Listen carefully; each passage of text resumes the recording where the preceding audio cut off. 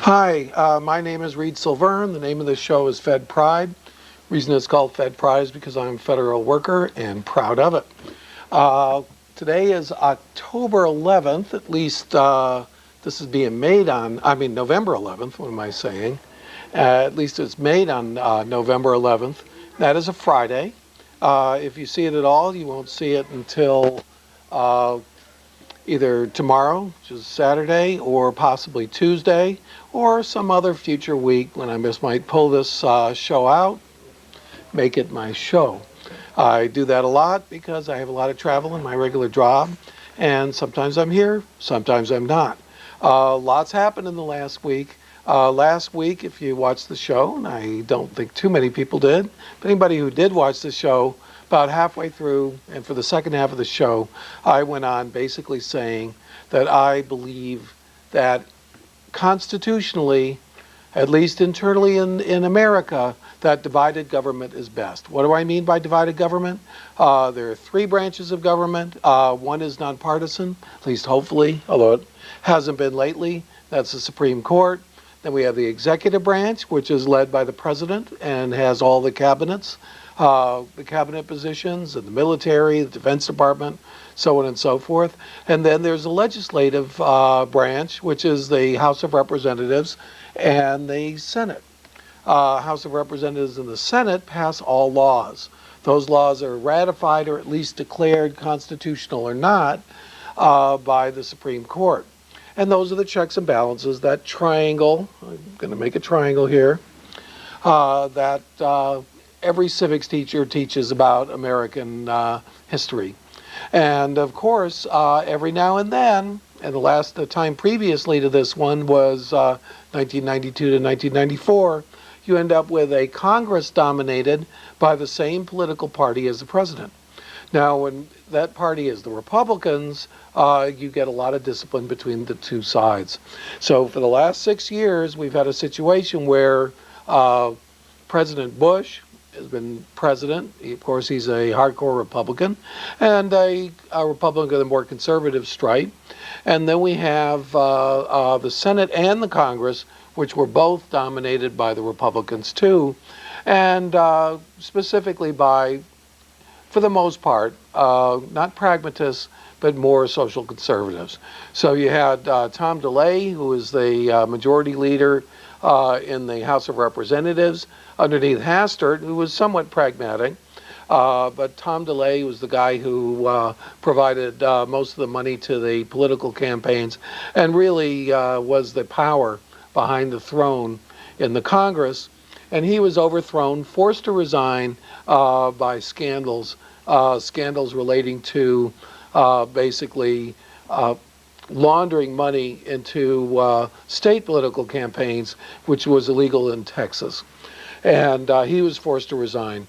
The guy who took over from him was John Boehner, who was basically in the pay of not so much the social conservatives, but of all people, the online colleges, University of Phoenix type outfits. So be that as it may, the Abramoff scandal broke. A whole bunch of other scandals broke. Bob Ney, who was a Republican, had actually gone on record and put into the congressional record articles or basically comments opposing people who were against Abramoff and his business dealings. A whole bunch of things that caused a lot of consternation, at least as far as corruption is concerned. So there were corruption scandals in the Republican House. I think the most important one was the one that got rid of DeLay, because DeLay kept the discipline within the House of Representatives. Once he was gone, different Republicans went different ways, and some Republicans even parted ways with the president himself. What else was it? Let me say, and I've gone through this whole rap without saying what the news is. I assume, of course, that you out there have seen it and heard it, if you care at all. And that is that the Democrats have swept both houses of Congress. They're ahead approximately 234 to 201 in the House of Representatives, which means that the Speaker of the House is Miss Pelosi. The majority leader of the House would become a Democrat instead of a Republican, and that the Democrats would control and become chairman of each of the committees in the entire House. This gives the Democrats subpoena power and the ability to basically investigate and oversee anybody in the executive branch. So for the first time, especially since the Iraq War started, there will be hearings about possible mistakes that were made, hearings about certain contractors that may have taken advantage or actually outrightly stolen money from the taxpayer. There were some instances of that. And ironically, right before the election, although I don't think it was an election issue, in a bill that had already been passed in the House and Senate, without this bill, that was the defense authorization, somebody stuck in a little doohickey during the conference between the House and the Senate that got rid of this auditor that had been auditing Iraqi reconstruction contracts and who had found a tremendous amount of overpayments. Few contractors, and I'm not talking about the big ones that you might know, but smaller ones that actually stole money from the taxpayer. And actually, he was instrumental getting a couple civil servants who had actually taken cash bribes in being put in jail. So this guy had done a great thing, and he was being fired in the last authorization bill and was supposed to be out of his job by 2007. We'll see what happens. So now we have a situation where we really have three branches of government. Supreme Court has actually checked, this check and balances, even though the Supreme Court is dominated by Republican appointees, actually checked the executive in a number of very important places, the most important of which were the military tribunals, which were declared unconstitutional unless Congress passes a law, and also checked and balanced as far as the FISA is concerned, and brought that issue up. So basically, you cannot suspend habeas corpus without going through the courts. You cannot just do surveillance at will. But of course, this Congress, which was dominated by the Republicans, went ahead and basically passed a military tribunals bill a month or two ago, and over the objections of many Republicans, but mostly of Democrats, and got this thing passed that allows people to be declared unlawful combatants or sympathizers of unlawful combatants, basically denied habeas corpus. What is habeas corpus? Habeas corpus is, if I throw you in jail, I have to charge you with something. Can't just throw you in jail for months and months and years, as is typical in many, many countries in the world. So America has been a little better. This has only happened a couple times with American citizens, a lot more without non-American citizens. But actually, within the United States, there were some detainees and detentions, not a lot. But there were also a lot of deportations between 2001 and the present. So what does this mean? This means that even this issue is going to be going before a Congress that's dominated by the other side. So there should be more hearings on this. Immigration. The House became so conservative that a bill was passed called the Sensenbrenner bill that basically said not only are illegal aliens, which is a civil crime right now, but can result in deportation, be declared a felony. And on top of that, not only a national felony, but anybody who would help, anybody who would allow a illegal alien to be in his home, for instance, or give them a ride, would be committing a felony as well. This really kind of unhinged the Latin community. I think that, of course, the illegal aliens were quite upset, but they don't have a lot of rights, and they really shouldn't. However, the Hispanic Americans, people with American citizenship, especially the children of people who could be deported, were very, very upset because basically anybody, they are more likely to at least give aid and succor to a family member who's illegal, and this would have been made into a major felony. So the Senate bill, which was closer to the president's bill, actually granted civil penalty of a certain number of thousands of dollars, and then allowed these people to get in line toward getting a green card, which is legal residence, and 5 years after you get legal residence, you can ask for citizenship. So that is also more likely to get passed if the House and the Senate are Democratic, because they're very, very strong anti-immigrant Republicans in Congress, no longer in the majority. So that's another thing. Plus, their leaders, of course, are no longer the leaders of the House of Representatives. And that might be something that might work out. The Democrats in the House want to pass a increase to the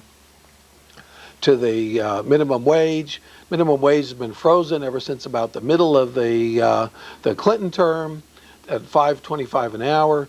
Maybe it's $5.15, but anyway, that was 1996 dollars. This is 2006, so we've had 10 years of inflation. Even at 2 or 3% times 10 years, that $5.15, let's say, is worth 20% less in then-year dollars. So basically, the equivalent would be well over $6.50 or $6.60. So there you go again. And that would be another case. So there are things that are going to get done, are things that are going to be different. And what those things are, how this thing plays out, the president just sat and had lunch with Nancy Pelosi, the new Speaker of the House, had lunch with Reid and Durbin, the new leaders of the Senate. How did the Senate go? Well, the Senate is still kind of neck and neck, but the Senate's been neck and neck from the beginning of Bush's term till about 2004. Right at the beginning of Bush's term, it was 50-50 or close to it. I think it was 49-51. Then there was a Republican actually dropped out of the Republican side, went over to the Democratic side at the same time. Another senator had either resigned or died, and I'm not sure I remember which, but the result was for about a year and a half, the Senate became Democrat, even though the presidency and the House were strongly in the Republican column. The following time, it switched about one person. So the Republicans got the edge again in the Senate, but it was very, very close. I think it might have been 50-50. And then 2004, which the president was reelected. In fact, in 2004, Bush got not a single new state in the electoral vote that he didn't get in 2000. However, his popular vote had gone up by about 2 million. So it went from minus 500,000 to around plus 1.5 or 2 million, might have been 3, which was an increase in the popular vote, but not a single state that had been in the red column switched, or in the blue column, had switched to the red column. So 2004 was not a sweep. However, in 2004, the Democrats, a lot more Democrats were up for re-election than Republicans. A lot of Democrats had lost. So the Senate had gone from just about 50-50 or 49-51, had gone down to 45, actually 44 Democrats and an independent, who was Jeffords, the former Republican who had switched. And the Republicans dominated the Senate and dominated the House. And very luckily for the Republicans, because two Supreme Court nominations came up during that period.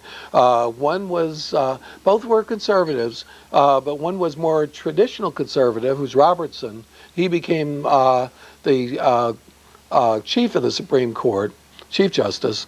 And then there was Alito, who was closer to Brown, or Thomas and Scalia, very, very socially conservative.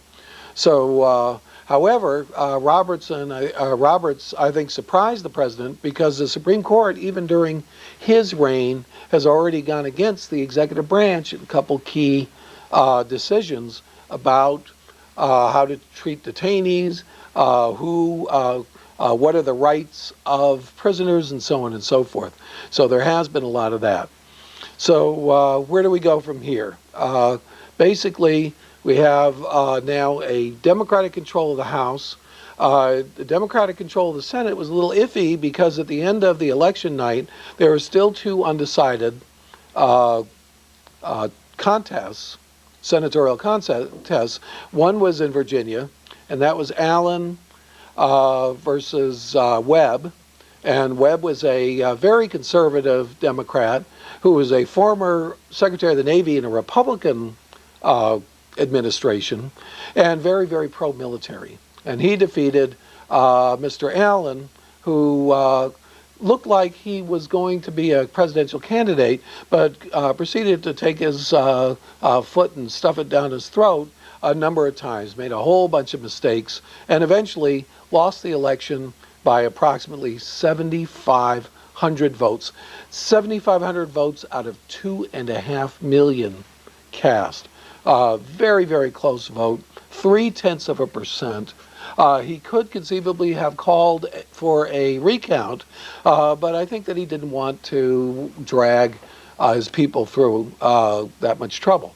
There was another very, very close race within 2,500 votes in Montana between Conrad Burns. Conrad Burns was the senator who took the most amount of money from Jack Abramoff. I've talked about the Jack Abramoff scandal a number of times.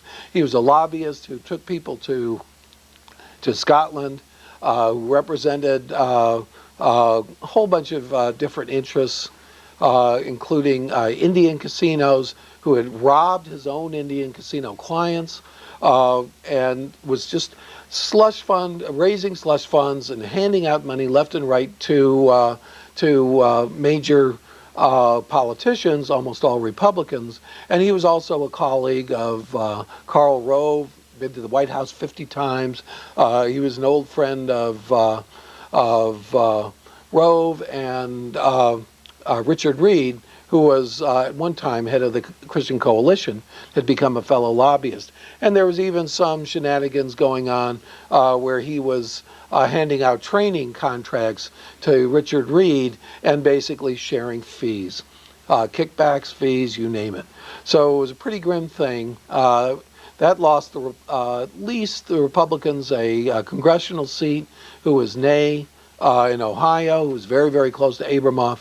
And it looks like that was the ultimate killer for Conrad Burns, who had been a very popular senator, conservative, seems like the kind of senator that Montana would like.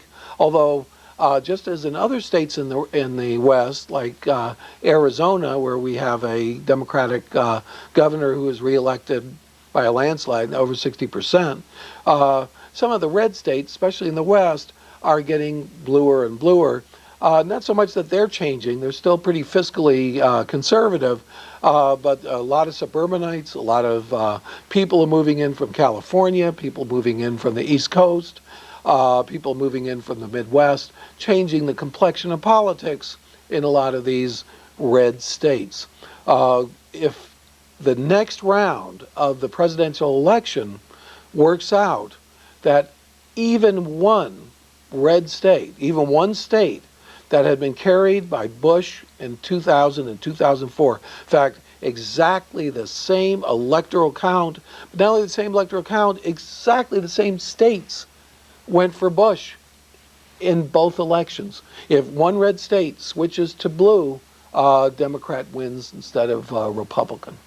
So that's how close this is. It's not like the Clintons, who had carried some southern states, even if one western state, and some of the western states have